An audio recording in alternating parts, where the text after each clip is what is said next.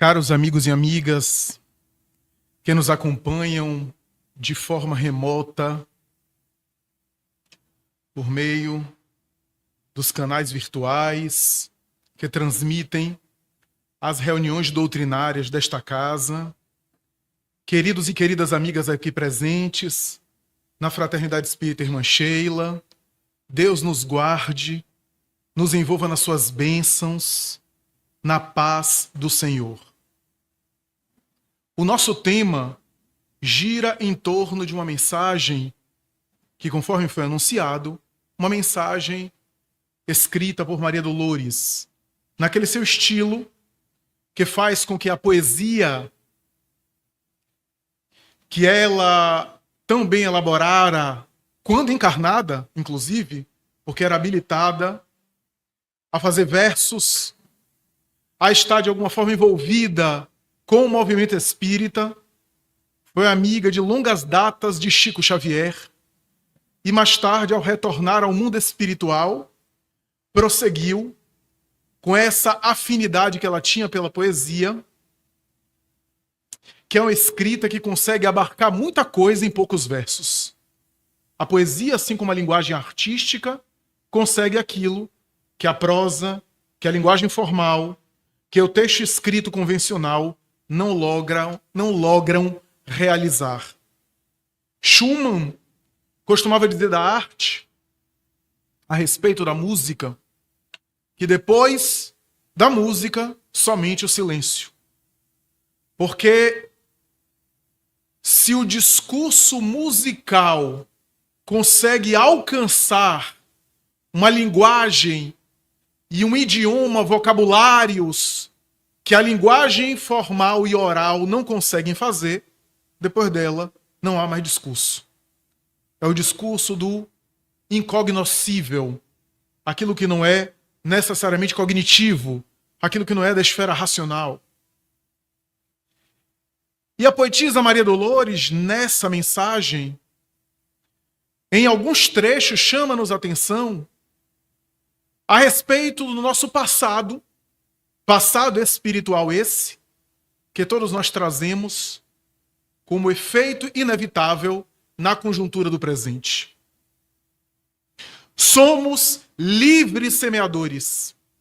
E como livres semeadores, dotados da faculdade do livre-arbítrio, que não é necessariamente uma liberdade absoluta, livre-arbítrio estudado pela doutrina espírita, é a capacidade de diligenciar, a capacidade de livre escolher, mesmo com as limitações impostas pela vida física, pelo contexto em que a gente vive, pelas contingências nas quais a gente está inserido. Provavelmente, o chefe de uma nação tem um livre-arbítrio com um raio de ação maior do que o meu. Porque ao conduzir uma nação, ele consegue, com as suas escolhas, com a sua livre opção, ocasionar bênçãos ou malefícios que eu, nem que quisesse, conseguiria. Porque eu não estou colocado naquela função.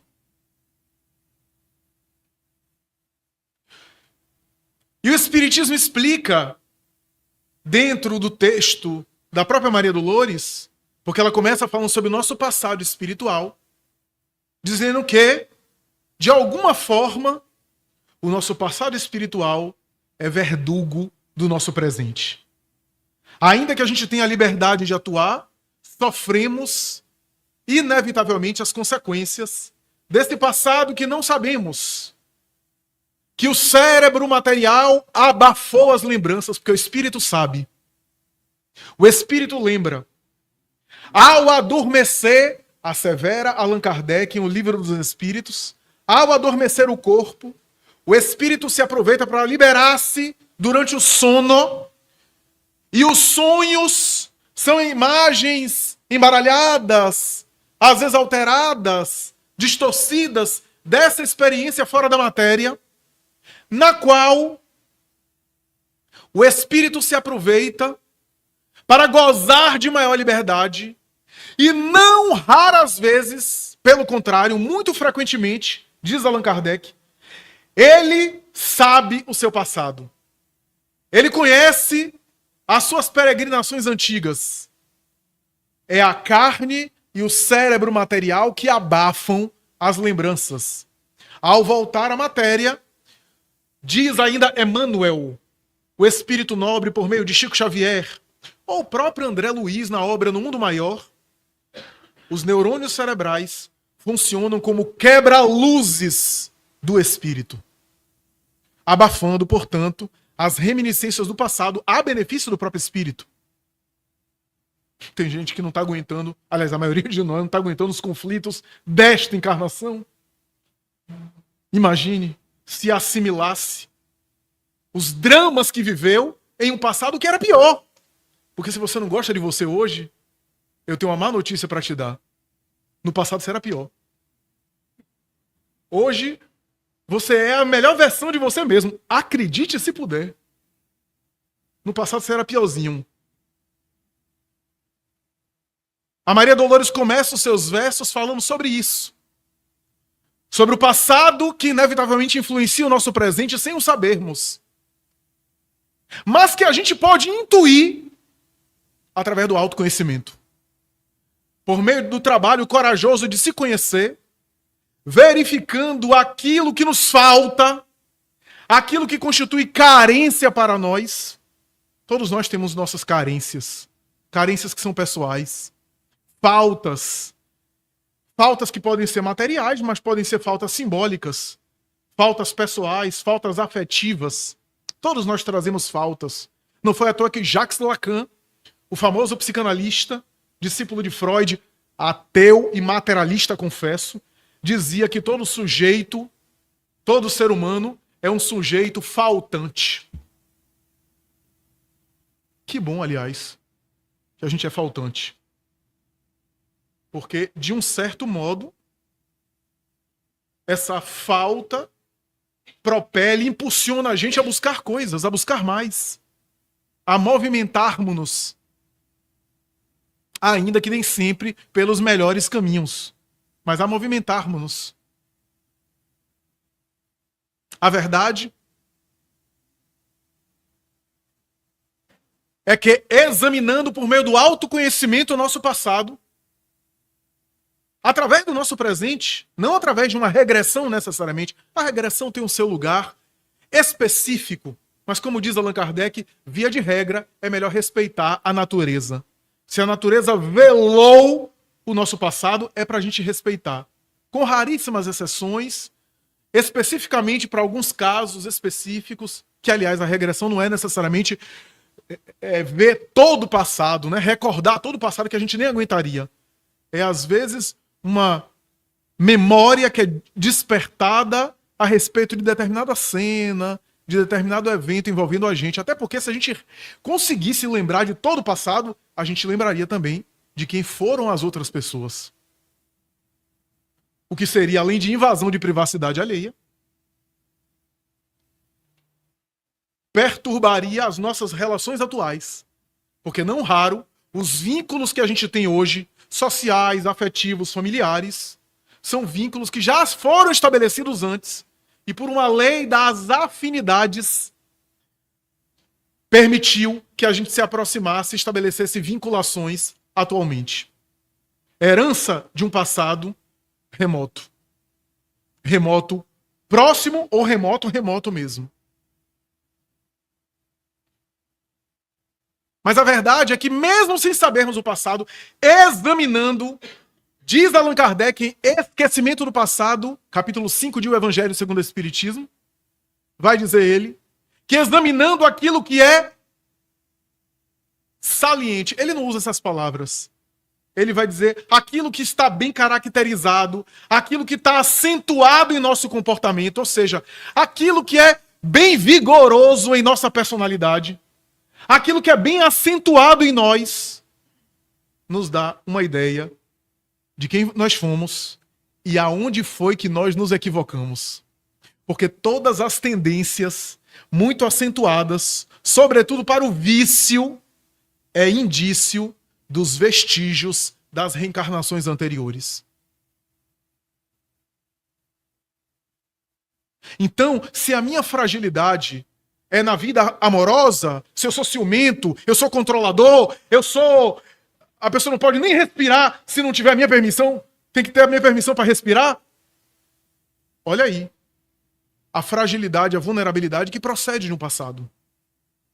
Se a minha questão é a minha relação com o dinheiro, eu sou muito centralizador, eu sou muito apegado às coisas materiais, olha aí.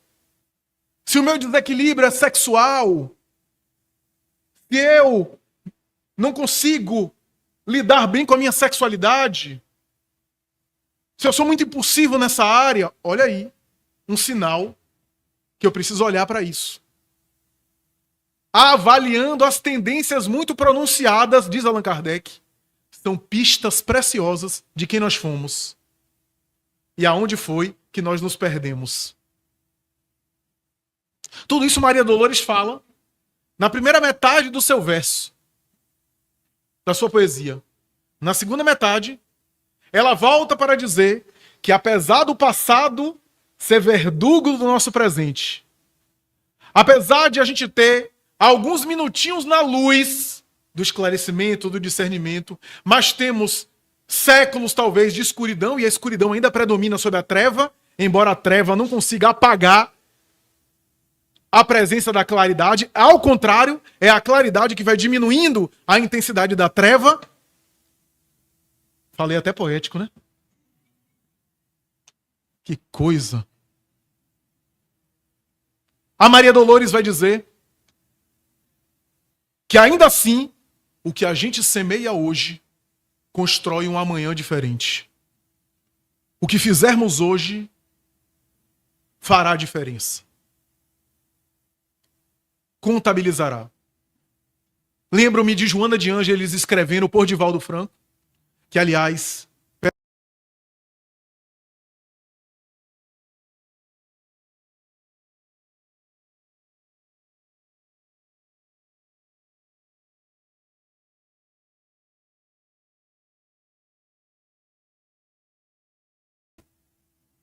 pela luz, como um archote inapagável, que ele clareou, por esse trator de Deus, como dizia Chico Xavier sobre ele. Você é um trator que sai desbravando, eu não, eu fico na minha toca.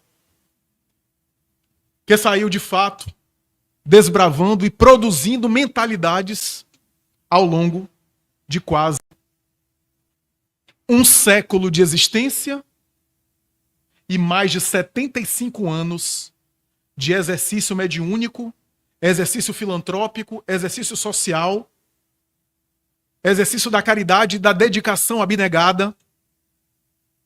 Como todo homem ou toda mulher grandioso,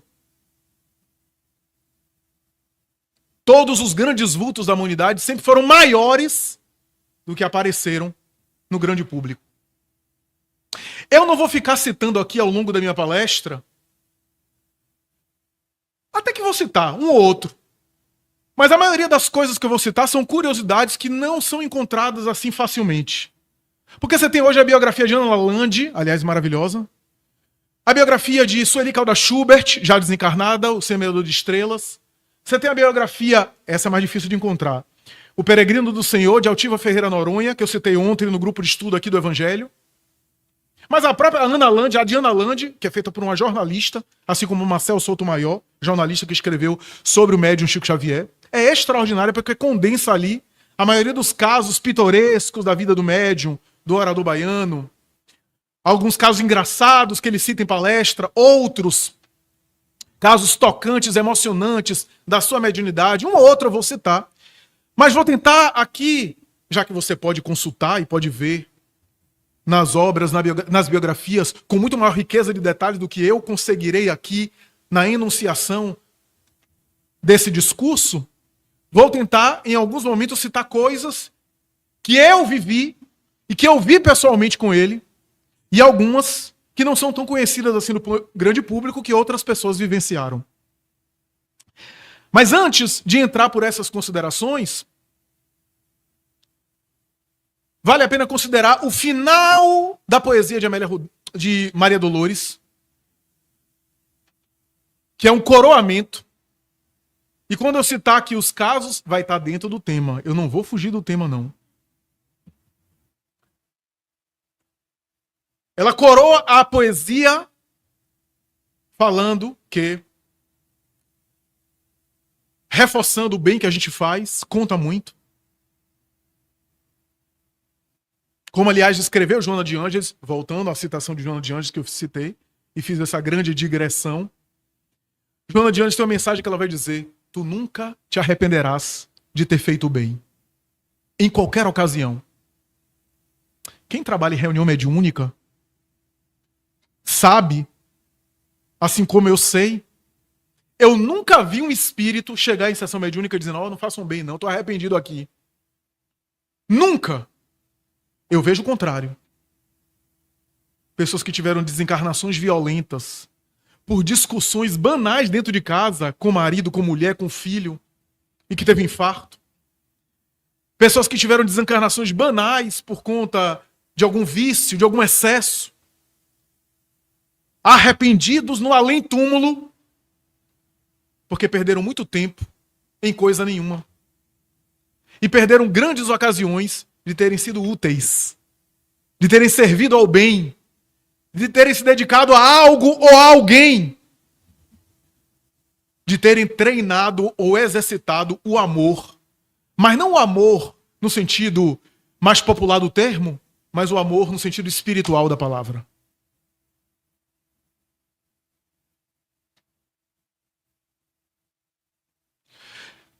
E a autora espiritual coroa a sua poesia, a mensagem, que é mencionada como sendo escrita em 2010. Ela coroa a sua poesia falando de que ninguém está sós. Ninguém está sozinho neste mundo. Solidão é uma percepção afetiva que tem muitos fatores, mas do ponto de vista espiritual, nunca estamos a sós. Mãos invisíveis velam por nós. E digo mais: olhos dedicados choram as nossas lágrimas. Sentimentos afetivos pululam, fraternos e sensíveis às nossas dores. Os bons espíritos não são insensíveis ao nosso sofrimento. Não são. Agora, é claro que eles têm uma visão diferente do sofrimento que nós temos. Mas eles não são insensíveis. O Kardec divide, né, espíritos familiares e espíritos protetores. Os espíritos protetores, ou chamado na Bíblia e na tradição católica como anjos de guarda, são espíritos mais evoluídos, entidades mais amadurecidas e nobres. Joana diz que são os nossos fiadores. São os fiadores da nossa encarnação. Se comprometeram junto aos benfeitores maiores para estarem nos assistindo. E existem os espíritos familiares que fazem parte da nossa família. Alguns que foram da família material, consanguínea, que desencarnaram e continuam. E outros que nem reencarnaram, mas fazem parte de uma família maior, mais extensa. Esses não são necessariamente tão evoluídos assim. São espíritos que os espíritos familiares nos querem bem. Os espíritos protetores querem o nosso bem, que é diferente. Então os espíritos familiares, vou usar a Cláudia aqui como exemplo. Os espíritos familiares olham ela e dizem: menina, Cláudia agora ganhou uma fazenda, 100 mil cabeças de gado, passa por cima da fazenda de helicóptero, tá já providenciando um jatinho agora. Que beleza, que maravilha. Fulano de tal, Beltrano, que não chegue perto dela porque são interesseiros, eu não vou deixar. Esse é o espírito familiar. O espírito protetor vai dizer: me preocupa essa fazenda imensa, essa responsabilidade com Cláudia. Por quê? Porque isso também acresce não apenas tentações materiais, mas como também a cobiça alheia, a inveja, o despeito, mas, sobretudo, as quedas morais que a abundância material faz com que a gente se deslumbre demais. Esse é o anjo da guarda, esse é o espírito protetor. Ele tem outra visão. Mas isso não significa que ele é insensível a nós. Em um diálogo de Allan Kardec com o guia espiritual da equipe que coordenava a implantação do espiritismo na Terra, espírito que se chamava Espírito de Verdade, incerto esse diálogo em Obras Póstumas, em determinado momento do diálogo, Kardec pergunta: eu posso ter contato contigo frequentemente? E o Espírito respondeu: tu sabes que as entidades nobres e evoluídas têm os seus afazeres também. Mas, mesmo à distância, posso velar por ti. Pessoalmente, eu te dou 1/4 de hora a cada mês. 1/4 de hora a cada mês é 15 minutos, né? Para diálogos diretos. Só que Kardec, naquela época, estava passando por problemas materiais. Um familiar seu quase levava ele à falência. Ele ficou em penúria material, tendo que dar, inclusive, aulas particulares, porque ele era professor. O professor já ganhava uma desgraça naquela época. Então, ele dava aulas particulares, orientava, e é claro que teve que trabalhar até o final da vida, idoso, porque 50 e poucos anos, naquela época, século XIX, já era idoso, para sobreviver, para se manter. E aí o Kardec pergunta, lá em Obras Póstumas, a proteção que me prometes é apenas para as questões espirituais ou também estão relacionadas à vida material? O Espírito de Verdade respondeu: abarcam todos os aspectos. Porque não cuidar você também nesse aspecto seria não te amar. A resposta do Espírito de Verdade. O único espírito que Kardec dialogava sem estar em igualdade de condições. Porque os outros, Lázaro, São Luís, Hahnemann, Vicente de Paulo, os espíritos vinham, conversavam com ele como igual. Porque ele era igual, fazia parte da equipe. Teve que um reencarnar, e reencarnou um dos mais preparados, para que o mergulho na matéria não envolvesse a mente em sombras.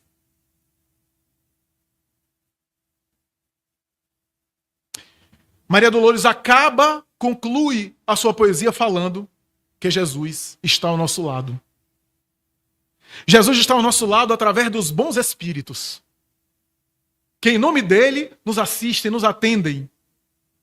Abbé Pierre, o grande construtor das comunidades de Emaús, esse homem credor do Prêmio Nobel da Paz, que tanto fez pela humanidade, católico, dedicado ao bem, religioso, honesto, um verdadeiro apóstolo do bem na sua época, ele costumava dizer, e não era espírita, viu? Ele costumava dizer, toda vez que eu estava em uma situação desesperadora, eu orava a Deus, tendo a certeza que o socorro chegaria 5 minutos atrasado. E quando tudo resolvia, eu me dava conta que ele chegou 5 minutos antes.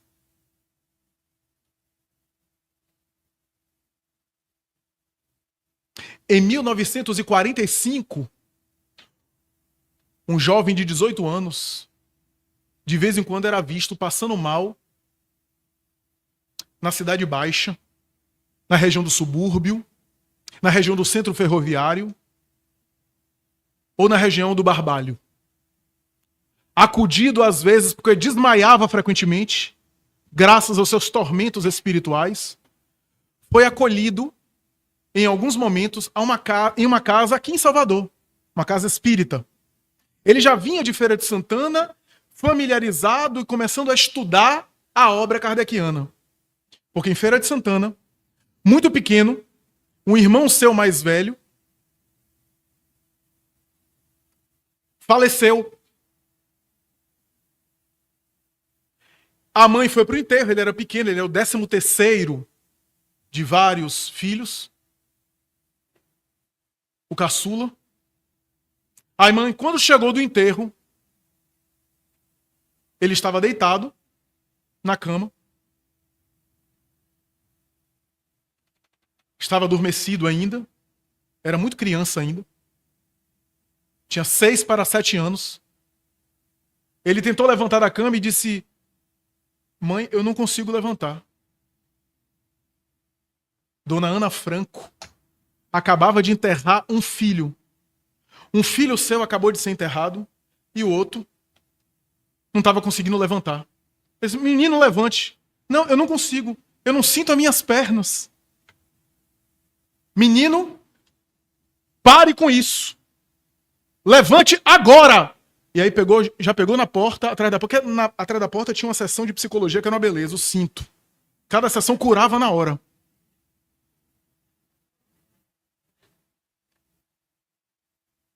Ele levantava ou levantava.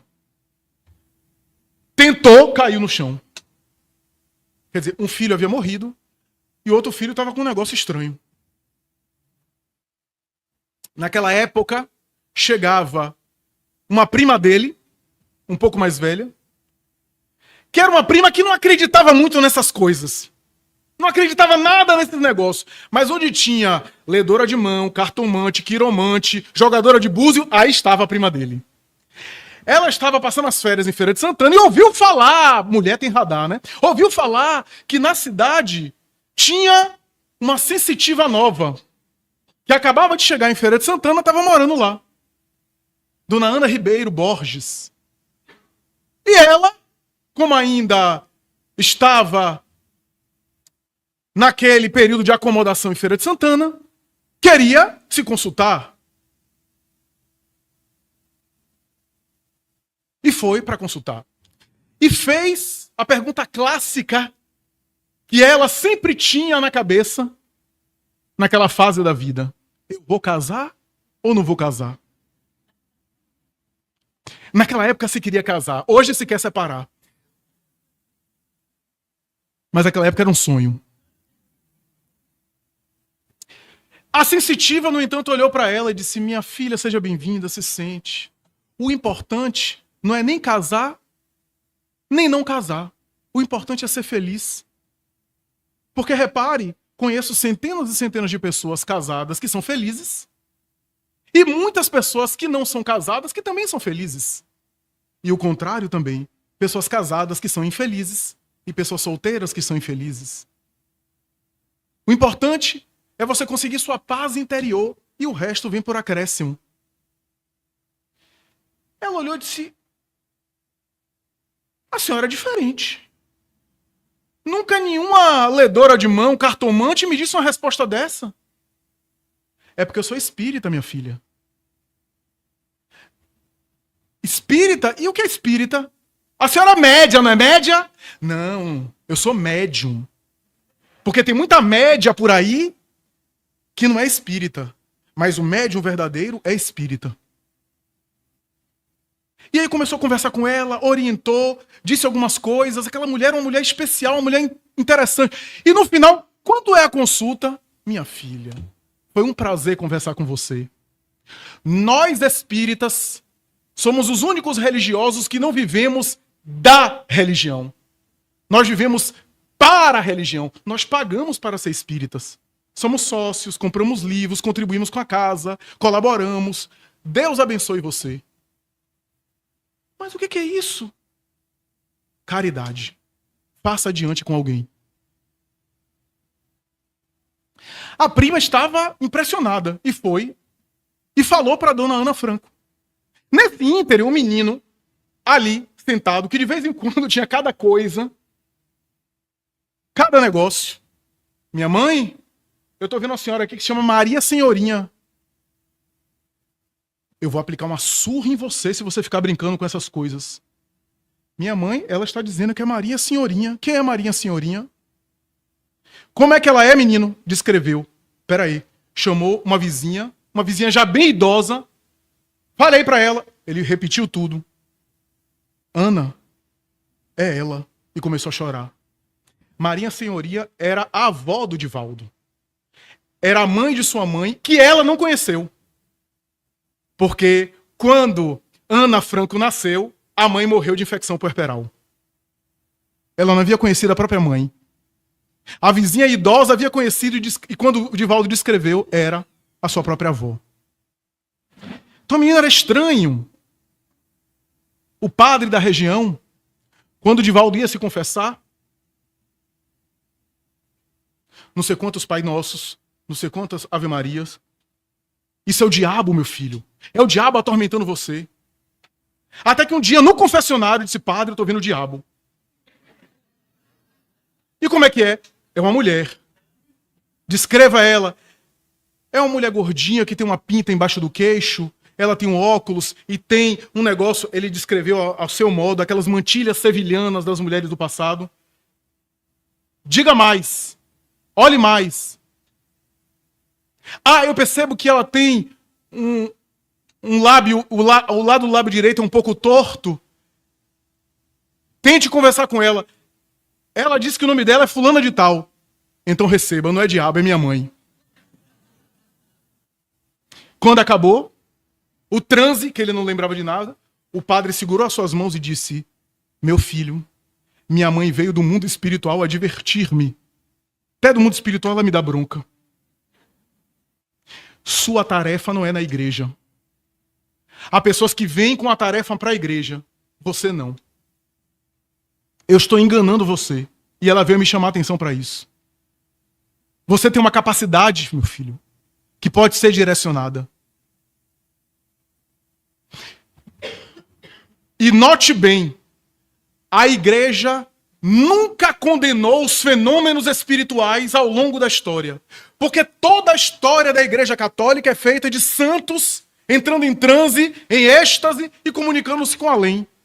De uma Teresa de Ávila ao São João Crisóstomo. De um São João da Cruz a uma Teresinha de Lisieux. A uma Santa Brígida de Cássia, Santa Rita da Suécia, São João Galvani, Francisco de Assis e tantos outros que entravam em transe e se comunicavam com além. A igreja apenas não recomenda para todo mundo, porque nem todo mundo tem condição para vivenciar essas experiências, mas você tem. Sua tarefa não é aqui. Deus lhe abençoe. E assim ele chegou em Salvador.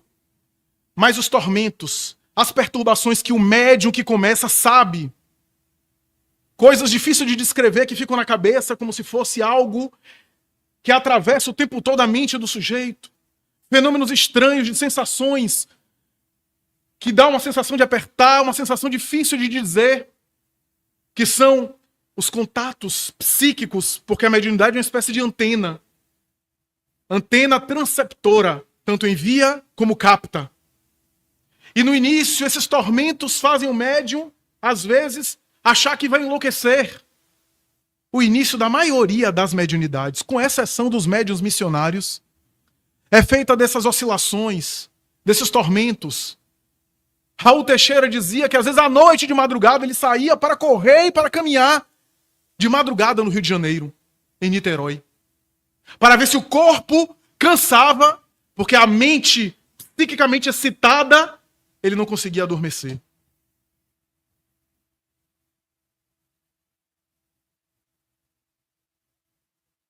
Divaldo Franco chega a dizer mais tarde, eu ia para o enterro e ficava mais triste do que a dona do defunto. Ia para o casamento e ficava mais feliz do que a noiva. Porque em cada ambiente que eu estava, eu assimilava o psiquismo do ambiente. E não sabia quem eu era. Quem eu sou nessa história toda? Eu vario de emoção conforme o vento. O médium. Ele chega aqui em Salvador e é acolhido na casa de Emanuel. Ainda existe esse centro espírita em perfeita e frequente atividade no Barbalho. Ali, o jornalista Abel Mendonça o acolhe, com aquele jeitão de Abel Mendonça, temperamento frio, intelectual que era.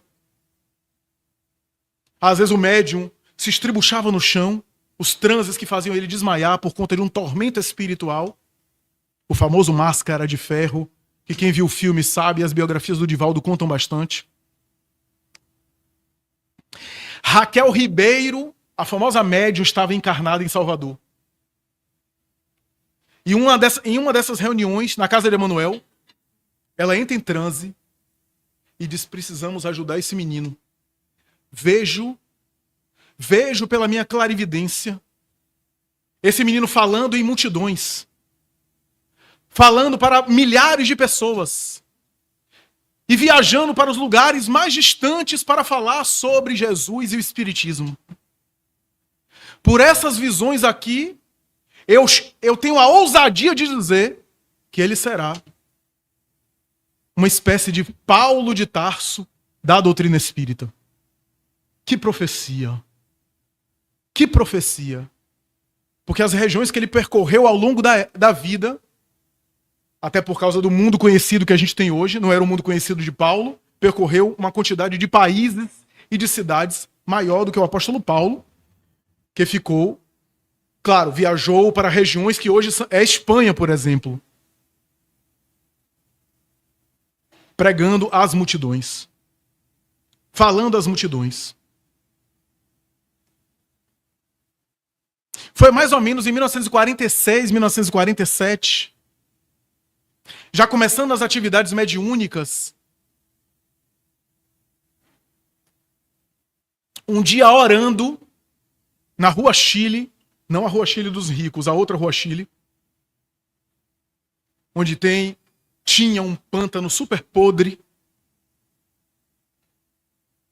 por causa dos tormentos espirituais que ele tinha, as perturbações que ele vivenciava, ele visualizou uma entidade com aspecto bastante infeliz.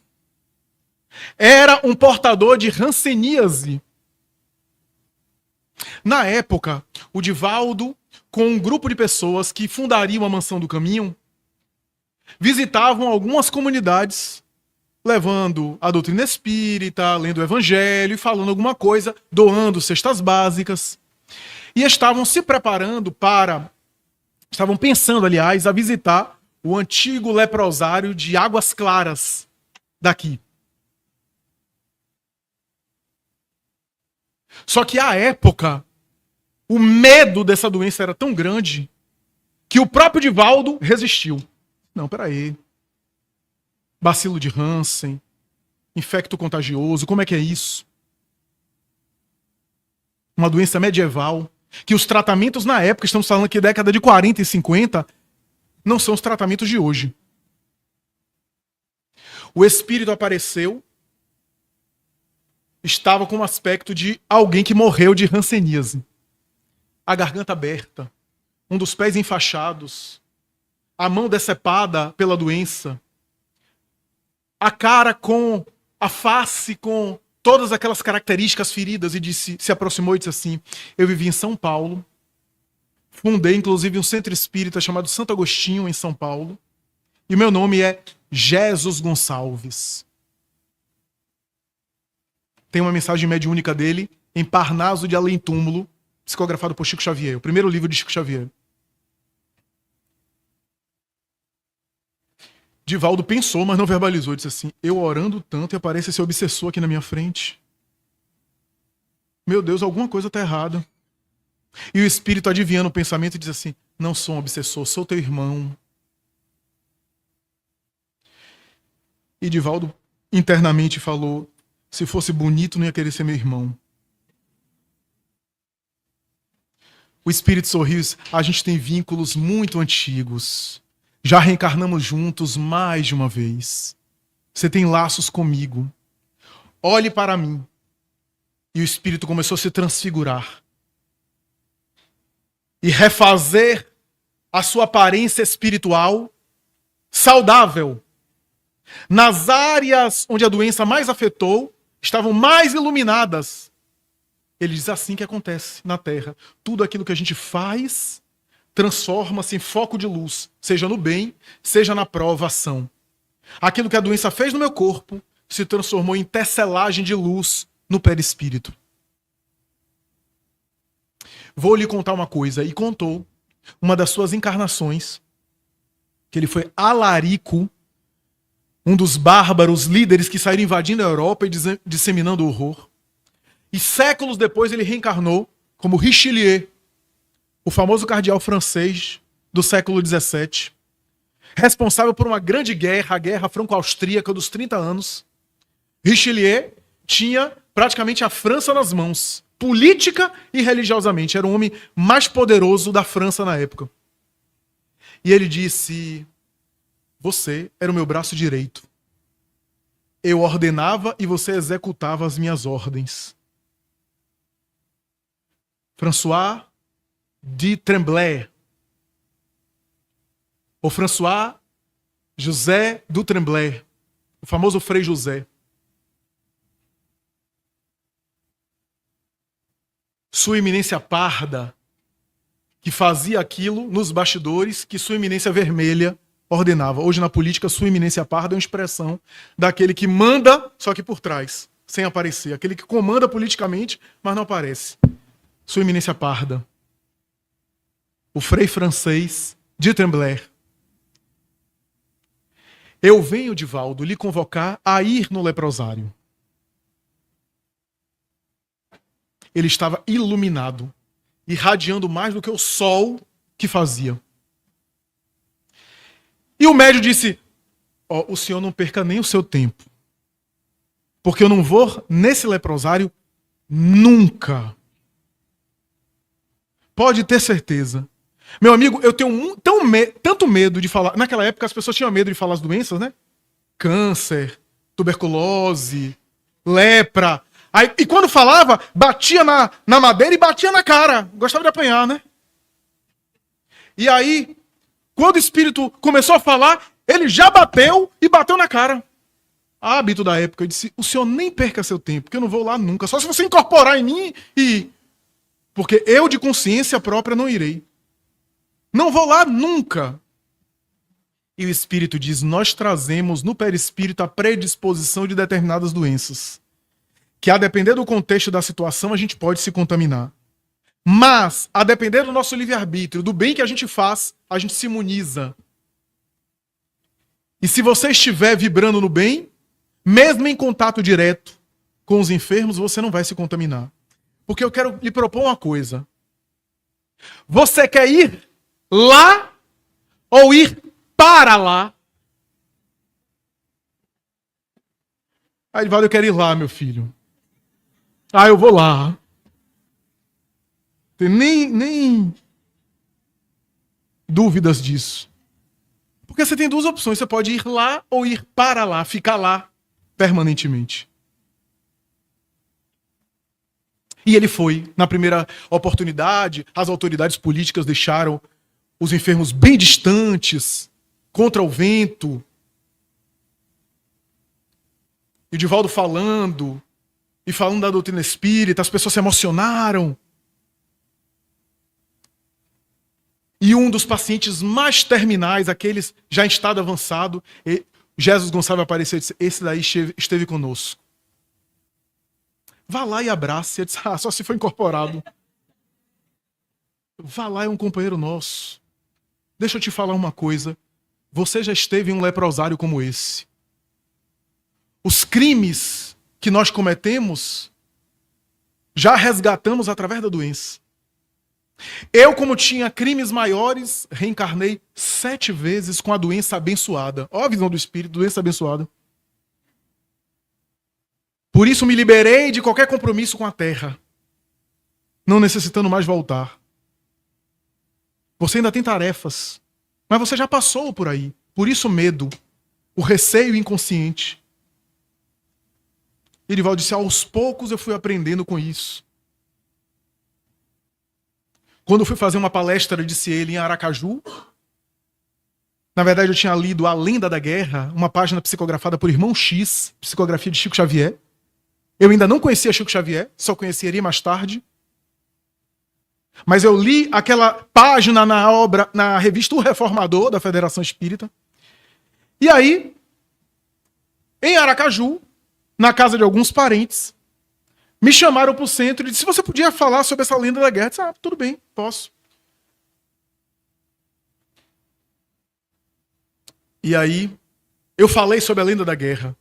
Mas quando eu falei, eu entrei num transe Os bons espíritos se acercaram de mim e eu via a página de Chico na minha visão psíquica.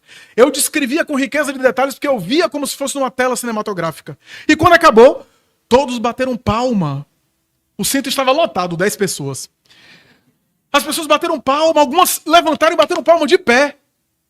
Uma pessoa chegou para mim, me abraçou e disse: eu achei fantástico. E eu, que não era nada humilde, disse: eu também achei. Achei maravilhoso. E aí o presidente do centro disse: Divaldo, amanhã eu vou fazer um convite expresso na cidade. Você pode repetir essa palestra? Eu disse: claro que posso. Foi tão fácil. No dia seguinte, o centro espírita estava lotado. O médium disse: quando eu vi, minhas pernas tremiam que nem varas verdes. Eu me aproximei, sentei, e como era do hábito da época, havia toda uma peroração formal, levantei-me e comecei. Excelentíssimas senhoras, excelentíssimos senhores, permitam-me narrar a lenda da guerra. É uma página psicografada pelo médium Chico Xavier, do espírito Humberto de Campos, o irmão X. E aí quando foi tentar, não lembrava, deu um branco, não conseguia lembrar, ficou parado tentando memorizar, e aí lembrou de uma professora dele de português que disse: ó, toda vez, quando você não lembrar uma coisa, volte e comece do início. E ele: excelentíssimas senhoras, excelentíssimos senhores, permitam-me narrar a lenda da guerra. Uma página psicografada pelo médium Chico Xavier, do espírito Humberto de Campos. E aí, tentou, mas não vinha a lembrança. Não vinha a lembrança. Ficou olhando para as pessoas. E aí disse: eu não vou contar nada, eu não vou falar coisa nenhuma. Ó, minha gente, deixa eu falar uma coisa. Ontem eu falei umas coisas aqui, mas é porque o espírito se acercou de mim, eu entrei em transe e falei. Hoje, nem eu lembro da história, nem o espírito aparece. Então está encerrada a reunião. Sentou. Na hora que sentou, ele olhou para o lado, ele viu um homem de semblante melancólico, óculos, aro fino, todo vestido de negro.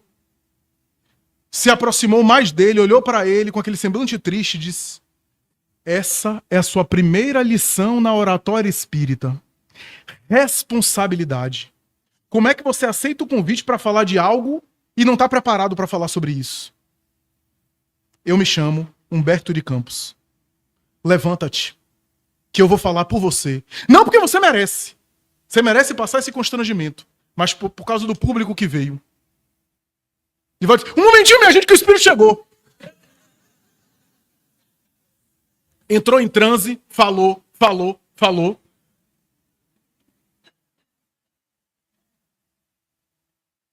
Quando acabou, Humberto de Campos disse: escreva a Chico Xavier.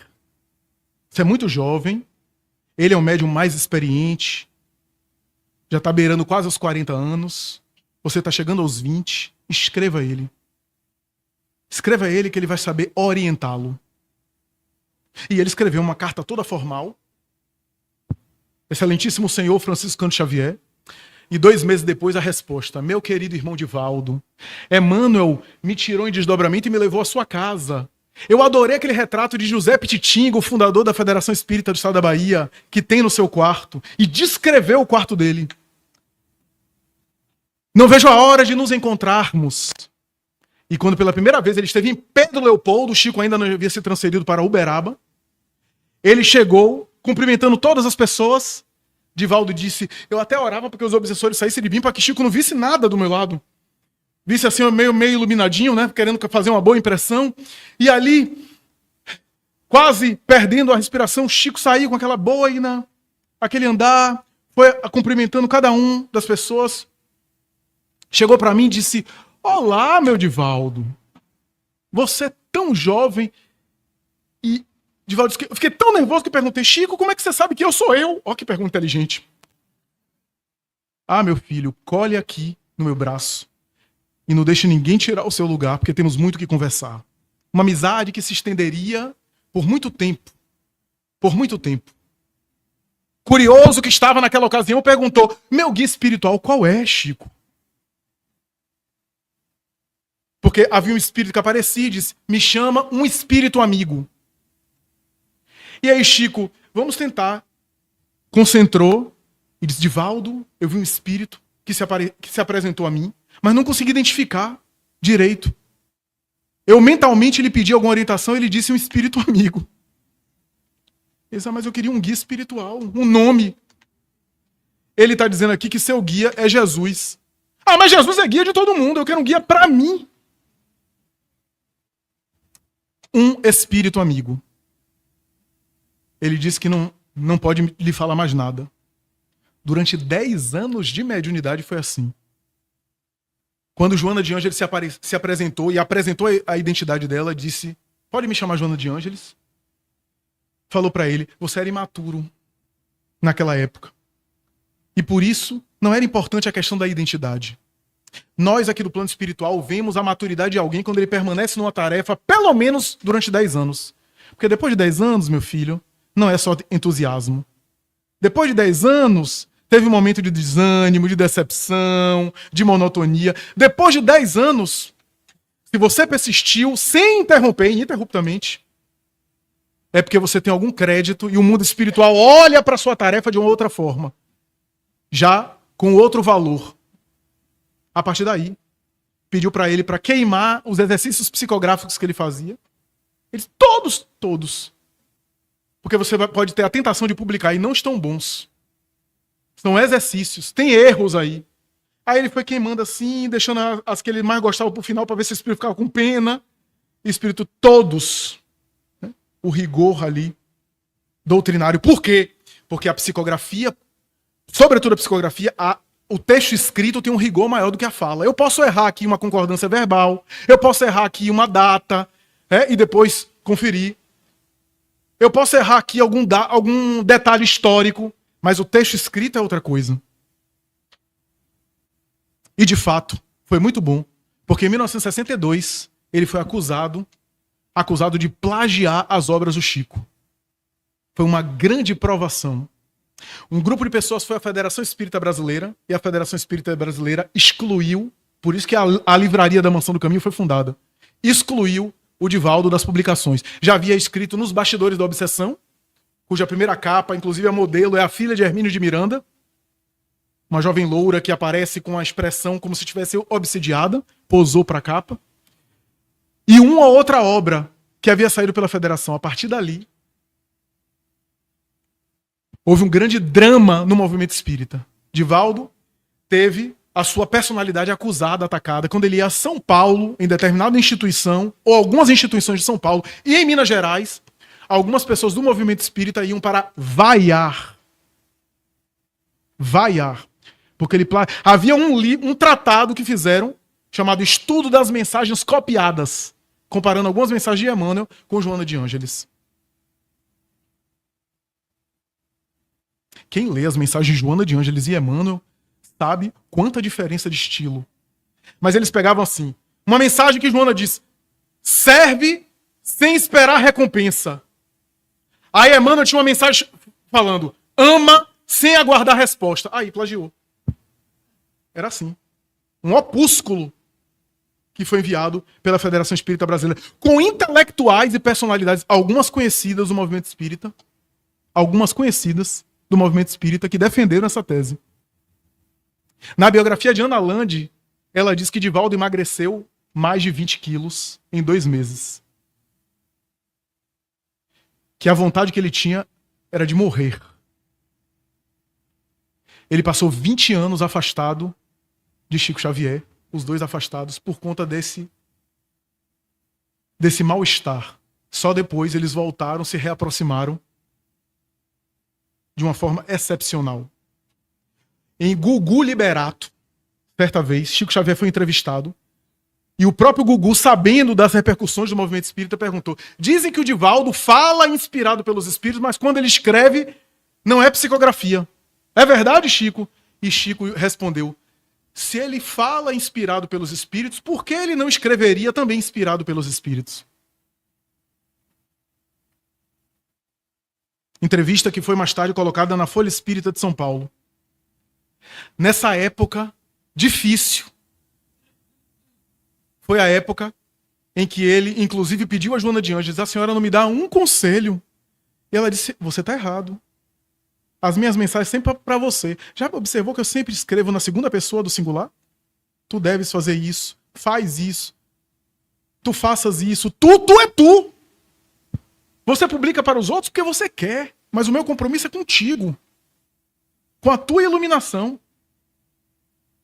Meu filho, se você não consegue entender essas coisas agora, deixa para Deus. Se você não consegue compreender.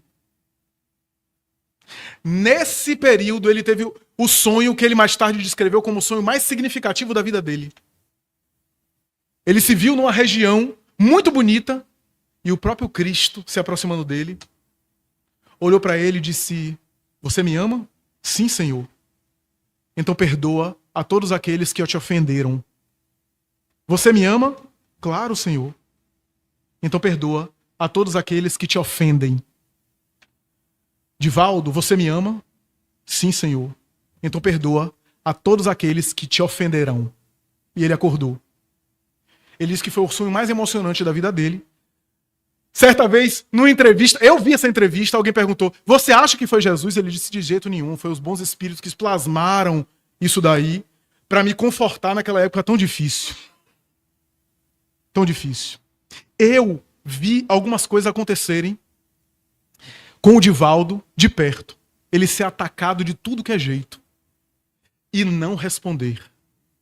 Eu tenho um vídeo do Fantástico da Rede Globo de 2007 ou 2008, quando voltaram ao tema do plágio, inclusive entrevistando alguns líderes que ainda estavam encarnados de São Paulo, que defendiam a ideia do plágio. O Fantástico veio aqui para entrevistá-lo e quem conhece Divaldo sabia, até pelo tom de voz dele, que ele estava abalado, mas ele deu uma resposta elegante. Ele deu uma entrevista de 1 hora, o Fantástico jogou no ar uns 2 minutos dele falando.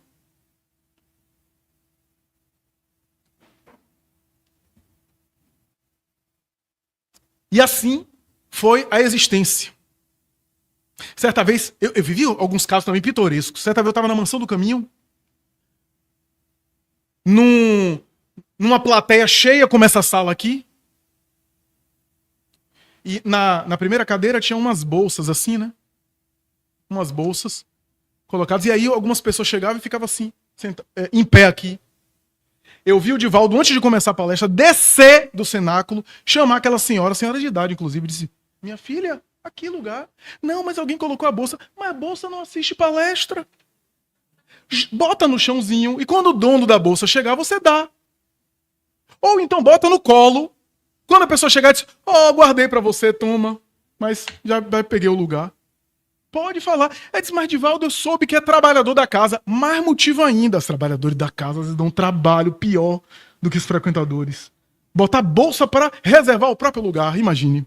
Né? Enquanto os outros ficam de pé. Para o atrasado chegar depois. Né? Então, eu já vi ele fazendo coisas.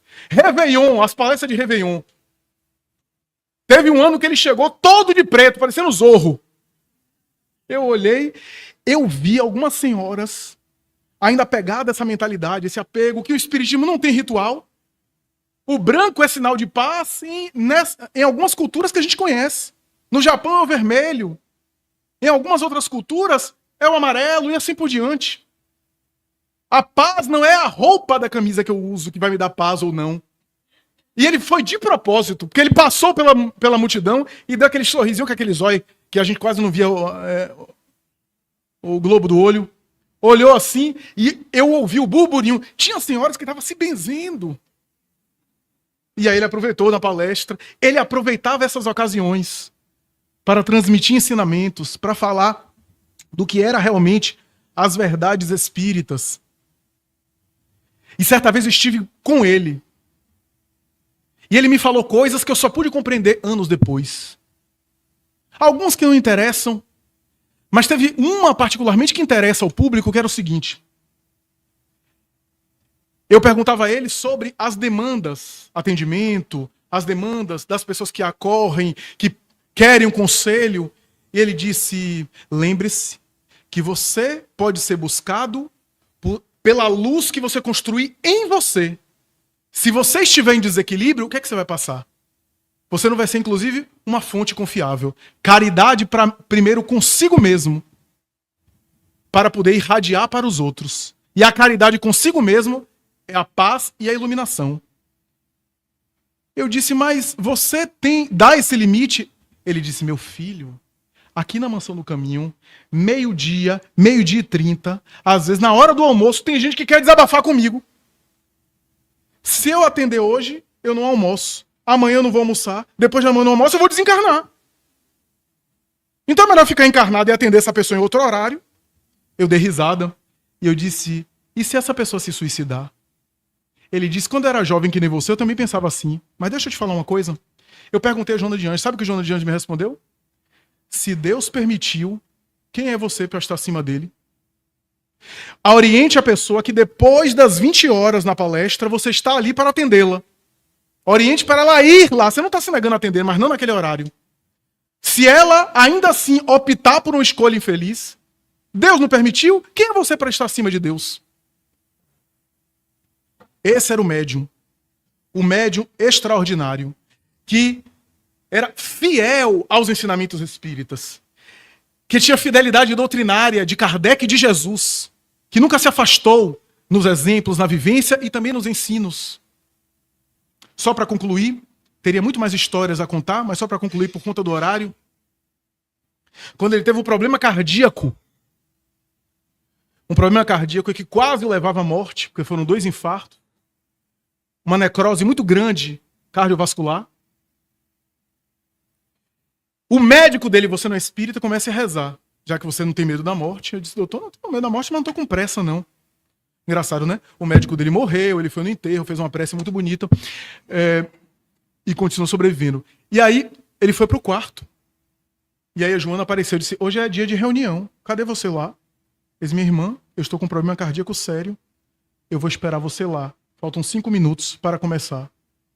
Ele disse, minha irmã, que espírito guia é esse? Quer me matar? Eu sou uma pessoa 95% morta. Joana sorriu e disse, você está falando com uma pessoa 100% morta. Vá para lá, que eu estou te esperando. Os bons espíritos, a mediunidade, o acompanhamento espiritual, mas sobretudo ele ensinou pelo exemplo, esse exemplo que ele levou consigo, porque a obra material ficou, mas o que ele levou consigo é aquilo que ele construiu por dentro. No 13 de maio agora, chamou os filhos às 20h30 da noite, às 20h30, 8h30 da noite, e começou a se despedir, falando que estava indo embora. Passou praticamente 45 minutos, 50 minutos conversando com eles, até o coração parar e ser recepcionado pelo plano espiritual. Ilustra muito bem toda a mensagem de Maria Dolores do dia de hoje. Consagra para nós a importância de aproveitarmos um minuto que a gente passa na Terra, aproveitando em prol da nossa iluminação.